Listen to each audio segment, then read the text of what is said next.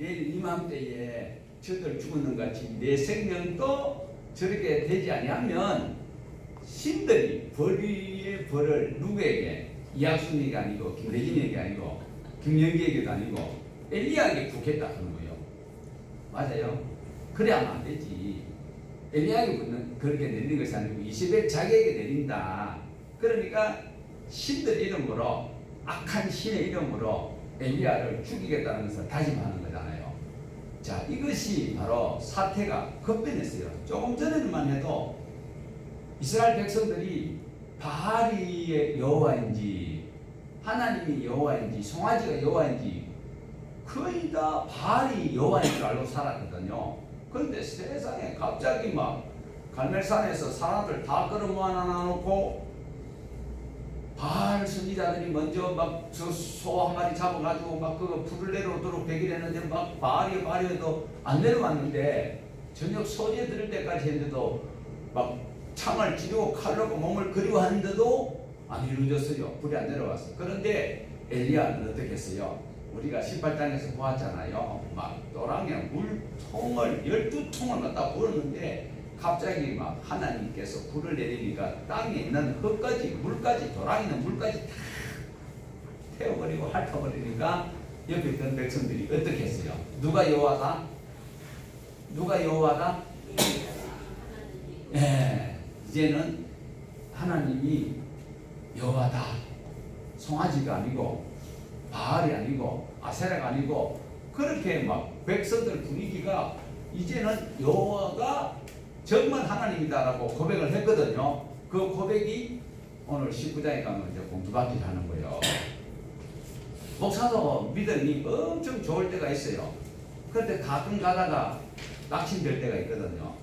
세상에 돈벌이 안 하고 세상 줄 끊고 십자가 지고 주님 말씀대로 빈들이 나골골자에 가서 복음 전하다가 수리할 것이다. 목사들 전부 다 신학교 할 때 그런 각오를 다 했어요. 그런데 막상 현실에 와보면은요, 양인 줄 아는데 보면 염소가 있고, 염소 같은데 양인 성도가 있고요. 그럼으로 인하여서 골몰하다가 목사님들이 암에 걸리고요. 목사님들이 솔직히 우울증, 그리고 그런 걸리면 안 되는데, 표현 안 해서 그렇지, 하나님을 믿는데도, 하나님을 붙드는데도요, 밤새워 처리하고 기도하는데도, 성도들 때문에 목사들이 우울증, 조울증 걸리는 목사님이 많아요. 그것이 좀 더 가면 어떻게 돼요? 표현 안 하고 훅 삼키고 있다가 암에 걸려서 하나님의 부름을 받는 그런 일들이 많이 있거든요. 오늘 엘리야도 지금 이렇게 백성들이 보는 앞에서 분명하게 송아지가 하나님이 아니고 바알이 아세라가 여호와가 아닌 것이 판명되었어요. 그런데 이때에 엘리야가 신앙의 상태는 어떻을까요? 우리 입장이나 엘리야 입장이 똑같아요. 왜? 일이 잘 되었을 때에 내가 원하는 것 이상, 내가 원하는 목적이 이루어졌을 때는 우리가 솔직히 좀 말씀을 드리기 그렇지만 좀 기고만장할 수 있잖아요. 그랬던 엘리야가 19장에서 보면 완전히 상황이 달라지는 모습이 오늘 우리에게 큰 교훈을 주고 있다는 것을 전제라고 우리가 보실 수 있기를 원합니다. 자, 2절에서 우리가 읽었던 말씀처럼 왕비 이세벨이 엘리야를 죽이겠다고 하는 그 말을 들었던 엘리야는 어떤가? 북에서 남으로 도망을 가는데 부엘세바에까지 도망을 갔어요. 최남단이 부엘세바인데 부엘세바까지 도망을 갔는데 그래도 불안했던지 자기 사화는 거기에 두고 자기는 하룻길을 더 가서 쉬고 있는 그 장면을 볼 수가 있습니다. 자, 이것을 보면 오늘 엘리야도 사람이고 우리도 사람이다라는 것을 연약한 모습을 보여주는 장면이 19장입니다. 엘리야는 하나님을 위해서 열심히 섬겼습니다.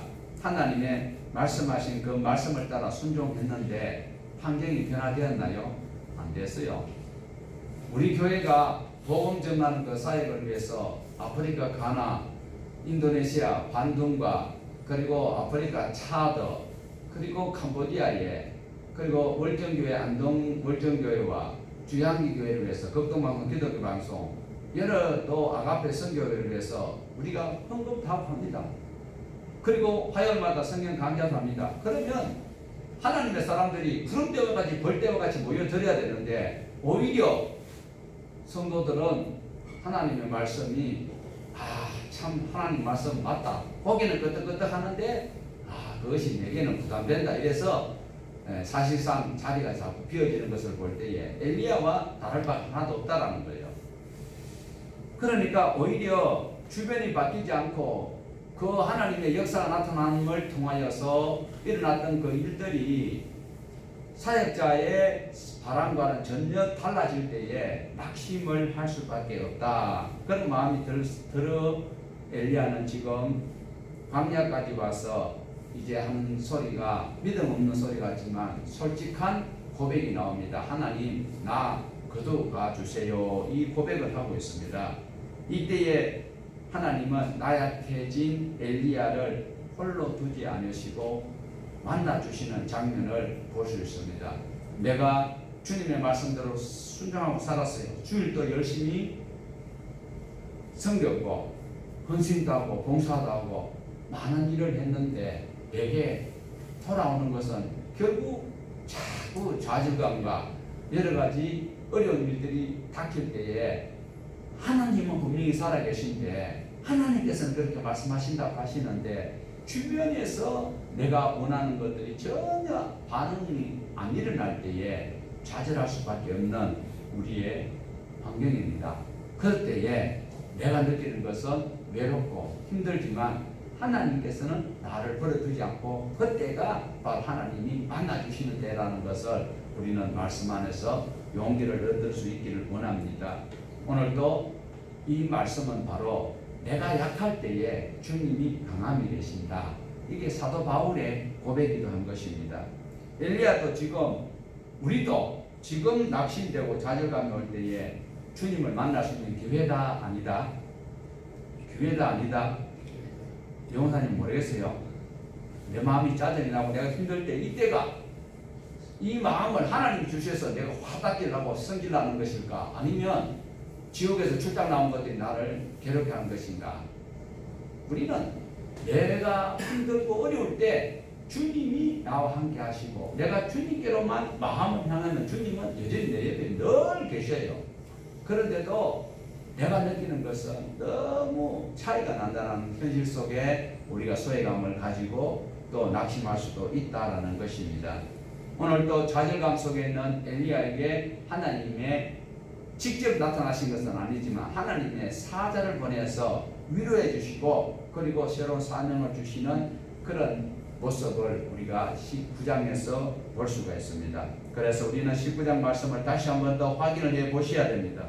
1절에 보면 아합 왕은 가멜산에 있었던 모든 사건들을 자기 아내 이세벨에게 왕비에게 전부 다 사사건건 세세하게 다 보고를 합니다. 굉장히 부부 사이가 좋아 보입니다. 문제는 이 이세벨이 어떤 여자냐? 악한 여자다라는 것이지요. 악한 일에 서로 마음을 모으면 이거는 걷잡을 수 없는 큰 저주가 생기는데 지금 아합 왕과 이 이세벨이 악한 물러 빠진 왕과 악한 여자가 이상적인 그런 커플의 모습을 보이고 있습니다. 자, 악한 일에 최고의 조합을 이루고 있는 이 장면을 우리는 목격하고 있습니다.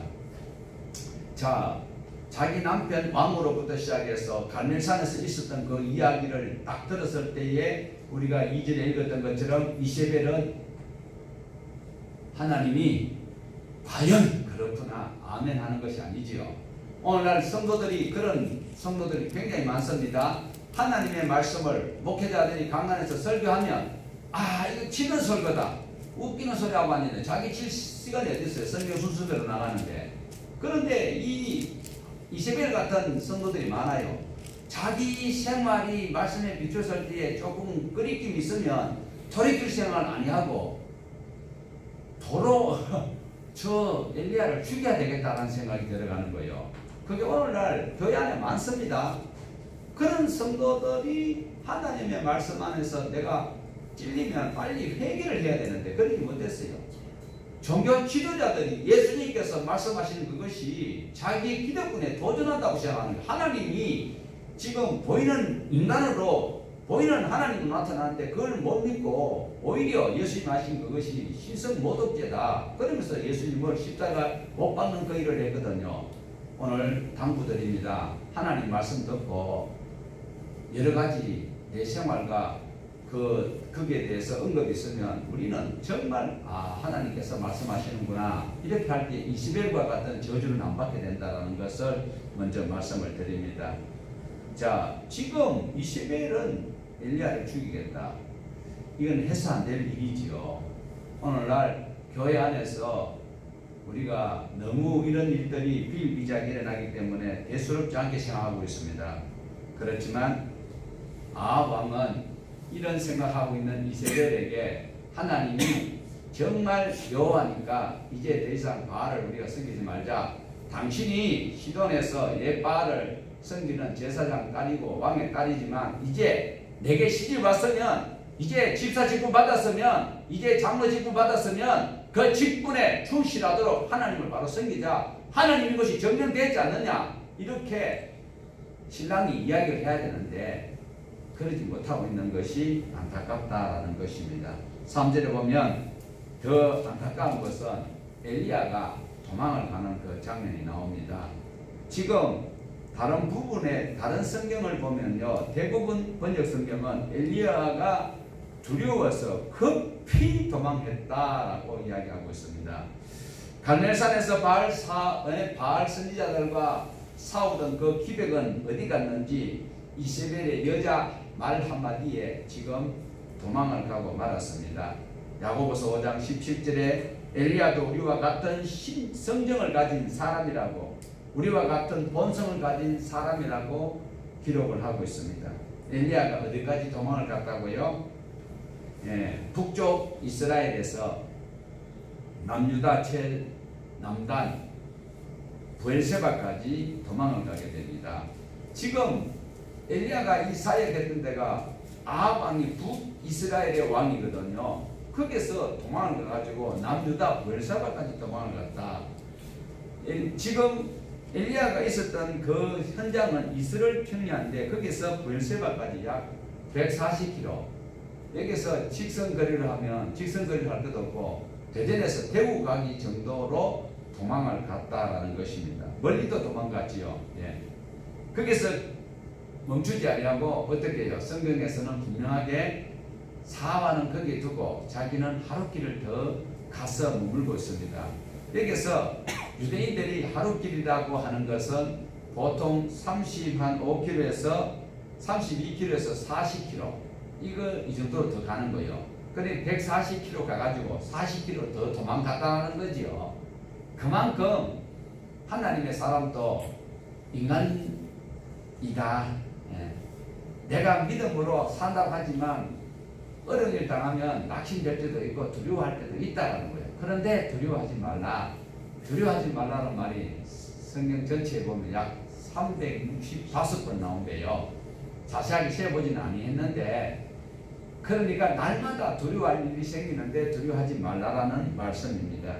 자, 그런데 지금 그렇게 도망가가지고 어디에 있느냐? 노덴 나무 아래서 쉬고 있습니다. 여러분 이 주위에도 보면 노덴 교회 뭐 휴게소, 노덴 휴게실, 뭐 노덴 다방도 있고 이러는데 실제로는 그 이름이 좋은 것 아닙니다. 자, 그러면 그 이름을 차치하고 그러면 노덴 나무가 우리 요 앞에 있는 이 가로수처럼 이렇게 아니면 큰 우리 보수처럼 이렇게 그늘을 지는 그런 나무가 아니고 사리나무가 잎사귀가 물론 있을 때도 있지만 잎사귀가 좀 떨어지는 가을에 보면 너무 얼신년스러워요. 그런데 그 사리나무 밑에서 이래 있다라는 것은 참 안타깝습니다. 자, 이것이 바로 노덴 나무입니다. 저 밑에 있다라는 것이 쉴만한 장소는 아니지요. 그런데 지금 사막에서 저 정도도 그늘이 충분히 될 수 있다라고 이야기할 수 있지만 저 모습을 보면 어른이 꼬마들 소꿉장난할 때 쓰는 그 우산을 쓰고 비 올 때 있는 그 모습과 같은 하나님의 사람 엘리야의 모습이다라는 것입니다. 이 로뎀 나무가요, 보통 키가 크면 1m에서 3m 정도밖에 안 돼요. 요것이 2m 정도, 2.5m 정도 되는데 요거보다 조금 더 큰 나무다라는 것입니다. 그런데 잎사귀는 거의 없고, 저기에다가 엘리야가 쉬면서 자기를 죽여달라고 지금 고백을 하고 있습니다.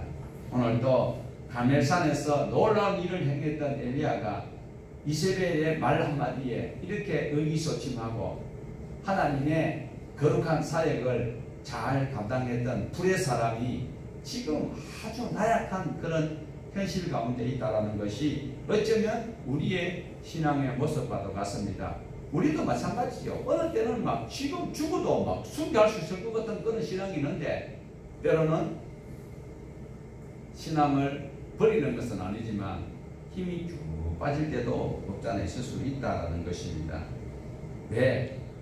왕 이세벨이 자기를 죽인다고 하니까 그것이 두려워서, 그것이 낙심이 되어서 도망가는 하나님의 사람 엘리야. 정말 엘리야가 유명한 분입니다. 아방 시대 때만 유명한 것이 아니라 신약 성경에도 등장하거든요. 신약 성경에 엘리야 이름이 어떻게 등장할까요?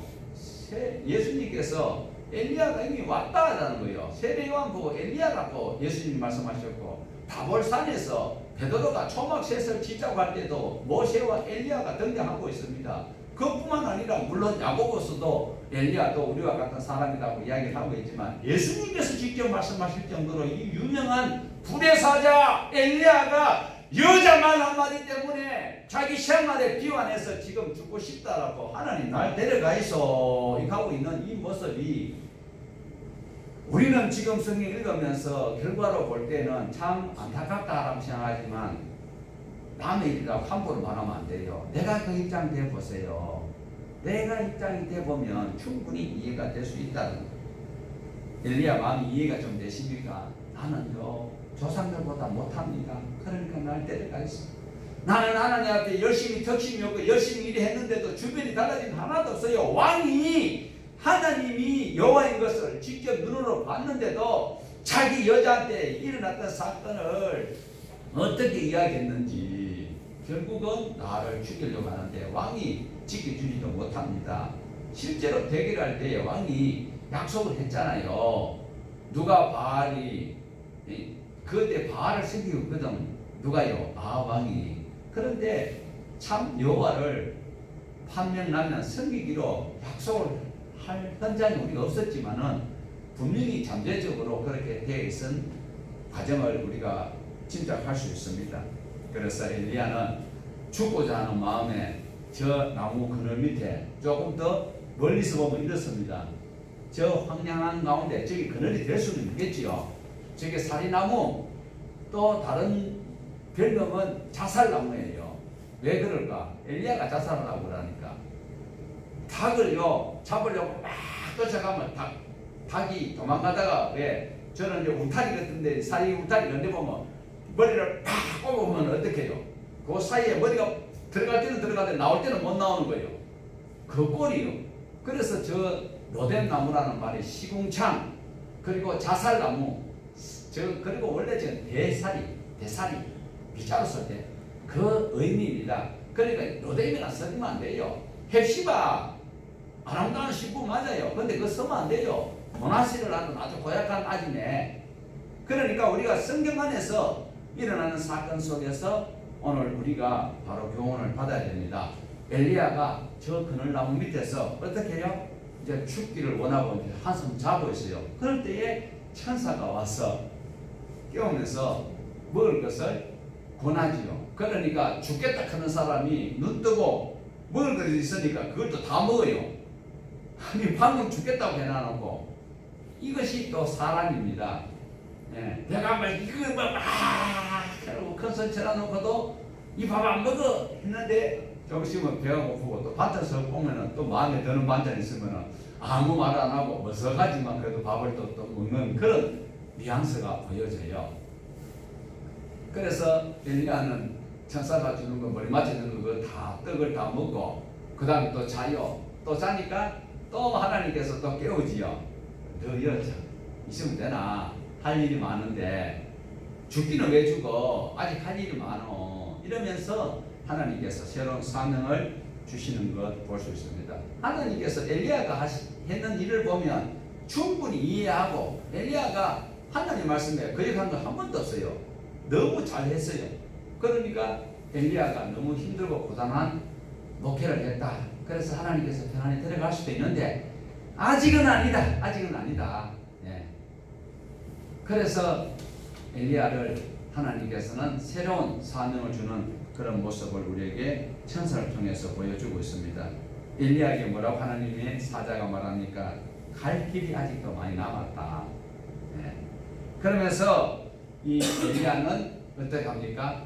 그 두 번째 천사가 주는 그 음식을 먹고 이제 40주 40야, 그러니까 40주야를 걸어서 40일 동안 걸려서 어디에 도착했다고요? 호렙산. 호렙산 하니까 귀가 번쩍 뜨이죠. 많이 친근한 산 같죠.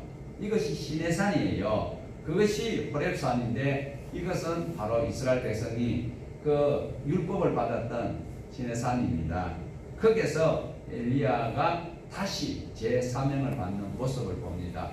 오늘 우리 모두도 내 삶의 현장 속에서 지치고 힘들 때에 다시 처음 내가 예수님 앞에 고백했던 그 고백, 그 새 노래를 부를 수 있어야 된다는 거예요. 우리 구역 예배될 때 새 노래 배웠지요.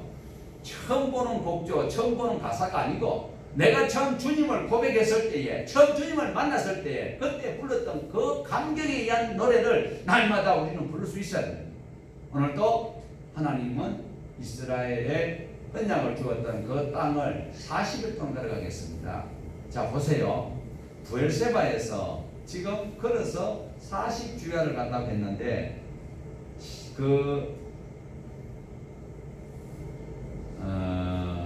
신명기에 보면 한 열흘 정도밖에 안 걸린대요. 열흘 동안 가는데 몇 명이 갔어요?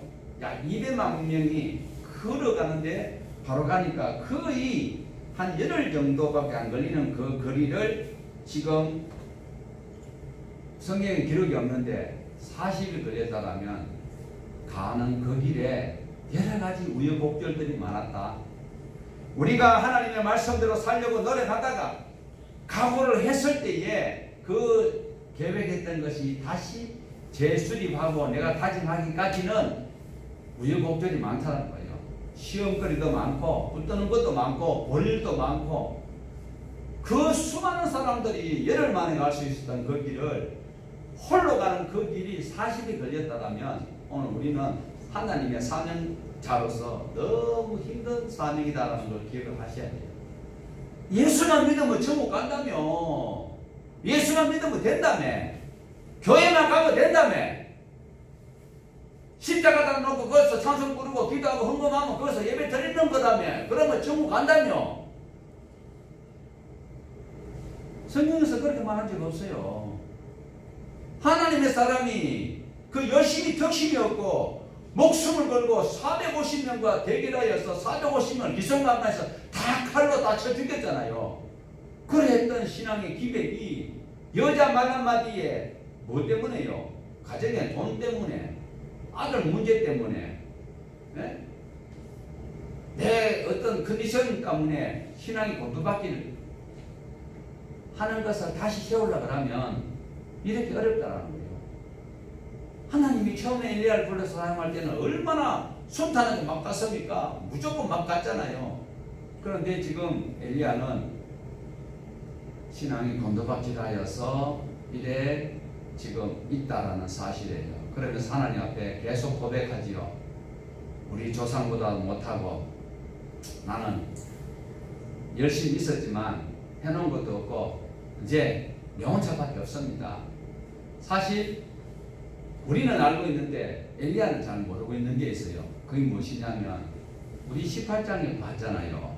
오바다가 선지자를 몇 명 감춰놨어요. 굴에 50에서 100명이 선지자가 있어요. 그런데 엘리야는 알아요? 몰라요? 몰라. 그러면서 하나님께서는 어떻게 하십니까? 하나님께서는 엘리야를 호렙산에 세우면서 이제 말씀을 합니다. 자기 혼자밖에 없는 것 같지만 우리 18절 한번 볼까요? 18절 같이 보십니다. 그러나 내가 이스라엘 가운데에 7,000명을 남기리니 다 바알에게 무릎을 꿇지 아니하고 다 바알에게 임하주지 아니한 자니라. 자, 엘리야는 지금 자기 혼자밖에 없는 것 같아요. 전부 다 왕부터 시작해서 왕비까지 전부 다 고관들이 바알 신을 섬기고 있고 하나님 섬기는 사람 나 하나밖에 없다. 교회를 위해서 일하는 사람 나 하나밖에 없다. 그래 나는 힘들어서 지쳐서 못하겠다 이거지요. 그런데 하나님께서 아니다. 바알에게 무릎을 안 꿇는 사람 7,000명이 있다. 하나님이 준비해놨다. 그러면서 하나님께서는 힘을 내라고 말씀을 하고 계십니다. 엘리야는 이제 하나님께서 그 말씀하시는 말씀 가운데서 이제 엘리야에게 새로운 사명 주시는 그 모습을 우리가 볼 수가 있는데요. 엘리야 앞에 어떤 역사가 일어나는 거 하니까 강하고 강한 바람이 바위를 쪼개는 이런 일이 일어납니다. 그것을 보았을 때에 하나님이 계시는구나 그런 마음이 들었어야 되는데 크고 강한 바람이 지금 일어날 때 그 가운데 하나님이 계셨어요? 안 계셨어요? 큰 바람이 불어서 바위가 깨지고 이럴 때 그때 하나님이 계셨어요? 안 계셨어요? 그게 하나님이 계시지 않았다라고 성경은 말씀을 하고 있습니다. 두 번째, 바람 이후에 뭐가 있었습니까? 지진이 있었습니다. 또 놀랬겠죠. 지진 가운데 하나님이 계신 줄 아는데 그게 하나님이 계시지 않더라. 세 번째, 지진 후에 뭐가 일어납니까? 불이 일어나죠. 불 가운데에서도 하나님께서는 계시지 않았습니다. 그러면 어떻게 하나님을 만나 주실까요? 보통 불 가운데 하나님을 만났다라는 사람들도 많이 볼 수 있어요. 그 강한 바람 가운데 하나님이 만나 주시기도 했습니다. 지진 가운데 나 여기 있다고 하나님께서 말씀하실 수도 있는 분이십니다. 그런데 지금 엘리야를 만나 주시는 하나님을 이 장면 속에서는 볼 수가 없습니다. 그런데 엘리야를 만나주는 이 장면은요, 세미하고 아주 조용한 소리로 하나님께서 만나 주신다. 어느 날 많은 사람들은 북적북적대고 그리고 뭔가 교회에서 막 안수하면 뒤집어지고 그런데 하나님이 계신 줄 알고 있는데 하나님께서는 오늘도 조용하게 세미한 소리로 엘리야에게 사명을 주십니다. 우리가 알고 있듯이 엘리야는 불의 사람입니다. 열심히 유명한 분입니다. 그리고 바람 같은 선지자요, 불 같은 선지자요, 지진 같은 선지자였던 것은 당연한 것입니다. 그런데 그 생활 가운데서 하나님이 나타나시지 않았다라는 거예요. 엘리야는 세미한 소리, 부드럽고 조용한 소리로 다가오시는 주님의 음성에 귀를 기울이게 되었던 것을 볼 수가 있습니다. 9절에 보면요, 이렇게 하나님께서 질문을 합니다. 내가 어찌하여 여기에 있느냐고 묻습니다. 그때 10절에 엘리야 대답은 똑같습니다. 나는 할 만큼 했습니다. 나만 남았습니다. 나만 죽이려 하니까 내가 여기에 도망올 수밖에 없지 않습니까? 이 뉘앙스입니다. 그렇지만 이 세미한 소리를 통해서 하나님의 임재를 체험했지만 엘리야 역시 아직까지 확신이 없습니다. 교회는 다녔지만 내가 신앙 고백을 하고 주님 앞에 기도하고 믿음 있는 그런 하나님의 은혜를 체험했지만 그 내 삶은 늘 부정적인 말을 할 때도 들어있고 들으시면 다행이요. 반이 있는 사람들도 많아요. 주님은 엘리야에게 구체적으로 해야 될 사명을 말씀을 하고 있습니다. 이 모습을 보면 엘리야를 하나님께서는 책망하지 아니하시고 부드러운 소리로 세미한 음성으로 엘리야에게 해야 될 일들을 자세하게 말씀합니다. 15절부터 엘리야에게 구체적인 사명을 주시고 위로하시는데 엘리야가 해야 될 것은 첫 번째로 다메섹에 가서 하사엘에게 기름을 부어 아람의 왕이 되게 하라. 오늘 많은 사람들은 하나님은 이스라엘 하나님이라고 착각하는 많은 사람들이 있습니다. 하나님은 온 우주의 하나님이십니다. 믿으십니까? 지금 엘리야에게 해야 될 일이 다멕색이 아람 나라의 수도거든요. 그 아람의 왕 하사엘을 기름 부어서 왕을 세우는 일도 하나님께서 엘리야에게 시켰다. 두 번째로 보면은요, 님시 아들 예후에게 기름을 부어서 왕이 되도록 이스라엘의 북이스라엘 왕이 되도록. 그럼 아합 왕은 처단이 되는 거죠. 세 번째로는 사밧의 아들 엘리사를 너의 제자로 삼아서 그 사역을 감당하도록 해라라는 이 말씀입니다. 그리고 18절에서 바알에게 무릎을 꿇지 않고 바알에게 입맞추지 않은 자 몇 명이요? 7,000명을. 엘리야는 자기 혼자 남았다고 주장하지만 하나님은 아니야. 너 없어도 하나님 일을 얼마든지 해. 너 없어도 얼마든지 유지할 수 있어. 이 말씀일 수도 있습니다. 그러나 하나님을 섬기는 자가 많이 있다. 여러분 혹시라도 나 혼자밖에 없다라고 낙심하는 그런 환경에 처할 수도 있습니다. 그렇지만 나 혼자는 절대로 아닙니다. 하나님께서는 주변에 나와 같은 많은 사람이 있다는 것을 다시 우리에게 일깨워주고 있습니다. 자, 그 다음에 지금 이제 마지막으로 그 세 번째 그 소명 가운데 엘리사를 이제 후계자 삼는 장면이 나오는데, 엘리사가 일을 하는데 소를 12겨리를 가지고 밭을 깔고 있어요. 한 겨리가 2마리거든요. 그럼 24마리를 엘리사가 혼자서 24마리 다 한 것은 아니고 그 정도 분홍의 어떤 그런 모습일 수 있지요. 여러 일꾼들과 같이 하고 있는 상황에서 엘리사가 이제 엘리야를 보고, 또 엘리야가 엘리사에게 아무 말도 안 해요. 그러면서 겉옷을 던져줘요. 그러면서 뭐 어떻게 너는 나를 따라라 이 소리도 안 하고 엘리사가 눈치를 채고 잠깐 부모님과 인사하고 오겠습니다. 그렇게 해라. 그러면서 엘리사가 부모님과 인사를 하고 거기서 소를 잡아서 이제 성결 파티를 하고 따라가는 그 모습을 볼 수가 있습니다. 자, 이렇게 엘리야를 따라서 엘리사는 그의 제자가 되었다라고 성경에서 기록을 하고 있습니다. 우리가 보고 있는 이 19장 말씀, 낙심 가운데 죽기를 간청했던 엘리야를 주님께서 만나 주셨고 새로운 사명을 주셨습니다. 엘리사를 제자로 세우는 그 일이 있었습니다. 오늘도 우리 마음속에 어쩌면 예수 믿는 사람이 훨씬 더 잘 살고 더 잘 되는 것 같은 그런 것 때문에 예수님을 그만 믿을까 싶은 마음도 유혹이 될 수도 있습니다. 그러나 하나님께서는 그런 생각 들 때에 하나님의 그 더 큰 일을 우리에게 맡기시기 위한 그런 기회인 것을 잘 포착을 하시고 살아갈 수 있기를 원합니다. 이스라엘의 최고 선지자로 불린 엘리야였지만 우리와 같은 낙심할 때도 있고 좌절할 때도 있더라라는 것을 차라리 죽으시면 좋겠다 이런 마음이 드는 정도의 엘리야의 그 모습도 우리가 엿볼 수 있습니다. 오늘 엘리야와 같은 이런 죽고 싶은 마음, 하나님 나 이제 그만 거둬가 주세요 이렇게 말씀하시는 이 엘리야와 같은 심령에 또 환경에 놓여있는 분 혹시 계십니까? 오늘 또 강한 바람이나 지진이나 불에 하나님 역사하는 것이 아니라 오늘도 내 마음에 조용하게 음성 들려주시고 기록되어 있는 말씀으로 하나님 앞에 만날 수 있는 이런 기회를 놓치지 말라. 만날 만한데 주님을 만날 수 있기를 원합니다.